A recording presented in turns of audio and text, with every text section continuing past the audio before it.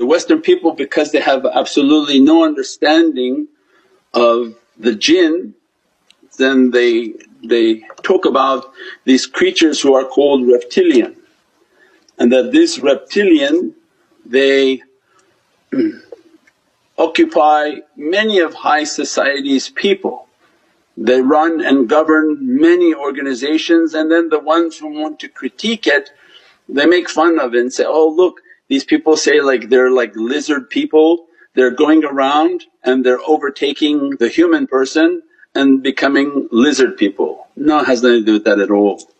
This is a breed and a category of the jinn whom are unseen, and that when they manifest, and they manifest in the nature and in the character in which Allah gave to them of a reptilian form, that they are green, they look like lizards, and they have a different shape and different shapes, and they have a dirty nature, violent nature, and that their food are the flesh and bones of mankind.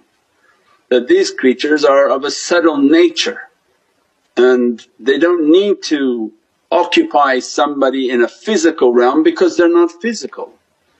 They occupy humans by possession, they possess the human being, and once they enter into the human facility or the human being, they overtake all of their faculties of that insan.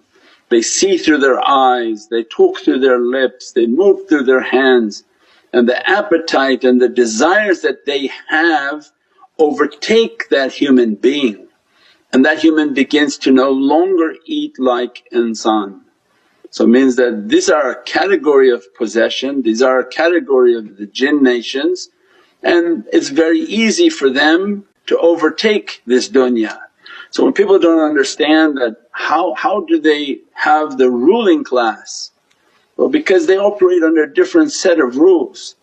They merely enter into them and they overtake that individual, and now they operate and own everything that individual owned. Whatever corporation he had, whatever home, whatever house, whatever that individual owns, that jinn now owns it, runs it and occupies it. Allah only knows what type of nefarious activities are involved with these people, even they begin to look not human anymore. So we can't hear this. It's going to, I haven't turned it on yet. When I do, it's going to blast out a 65 kilohertz beam. Because the wavelength is so small, it doesn't spread, because 65 kilohertz has a wavelength like that.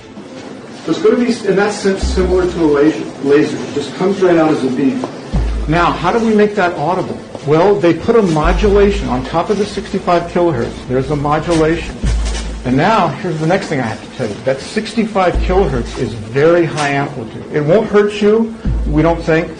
Okay? You certainly can't hear it, and we don't think it'll hurt you. And it's very high amplitude. And what happens when you have two sound waves like this, sound plus sound can create sound, but only at high amplitude.